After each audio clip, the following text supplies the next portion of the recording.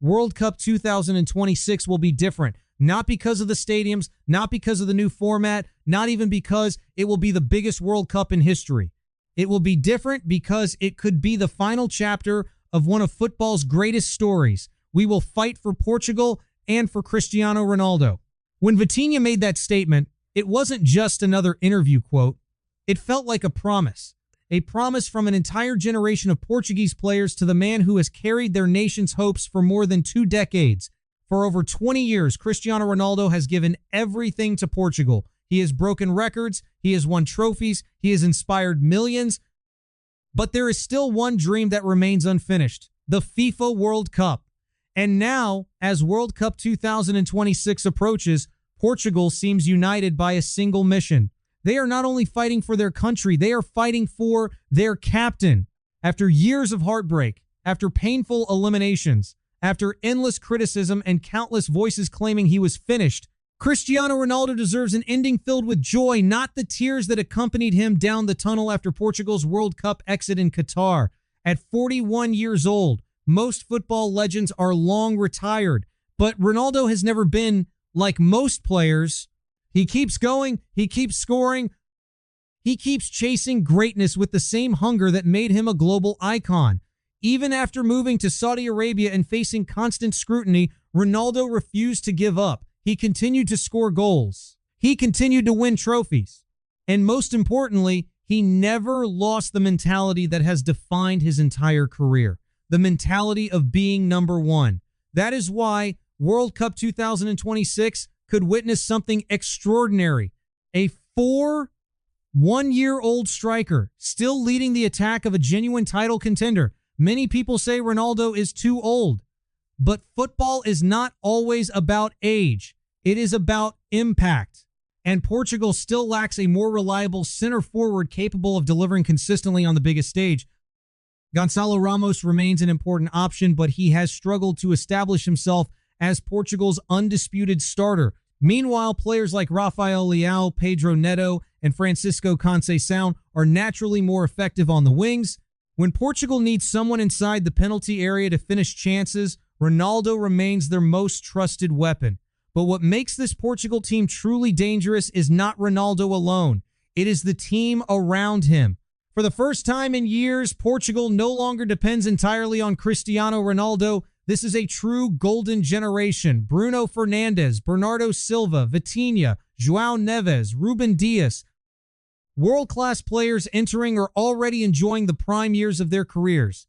Players capable of deciding matches on their own. And perhaps most importantly, players willing to fight for their captain. We saw evidence of that at Euro 2024. After Ronaldo missed a crucial penalty against Slovenia, emotions overwhelmed him. Tears rolled down his face, the cameras focused on Ronaldo. But the real story was what happened next. Bruno Fernandes rushed over, Ruben Dias followed. Teammates surrounded their captain, encouraging him, lifting him up, reminding him that the battle was not over. That moment revealed something special about this Portugal squad. They were no longer playing for themselves alone, they were playing for each other. And when the penalty shootout arrived, Portugal fought as if they were protecting a shared dream. They survived, they advanced, and they carried that spirit with them into the future. Now, those same players head toward World Cup 2026, but this time, the stakes are even higher. The expectations are greater, and the motivation is stronger than ever. This is no longer a rehearsal.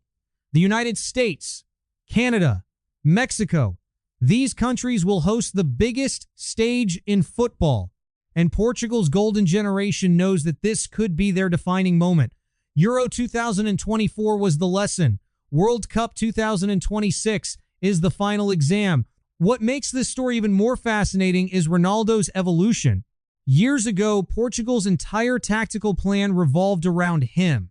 Every attack was designed to find Ronaldo. Every big moment depended on Ronaldo.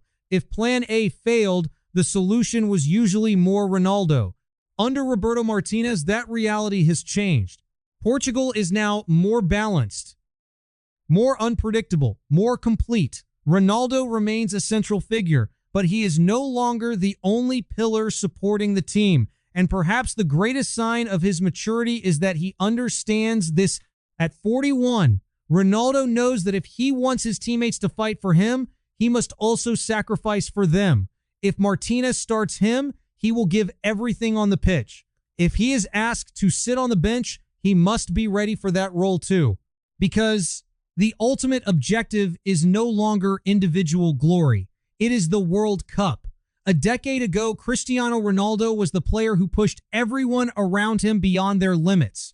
Today, that responsibility belongs to the next generation. Bruno Fernandes, Vitinha, João Neves, Bernardo Silva, the future leaders of Portuguese football, the players who must now carry the team when Ronaldo cannot, because time waits for nobody, not even Cristiano Ronaldo.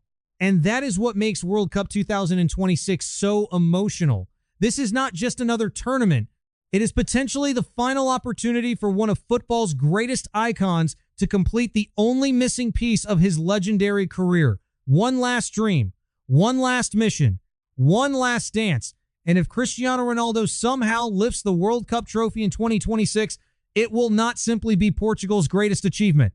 It will become one of the most unforgettable endings in football history.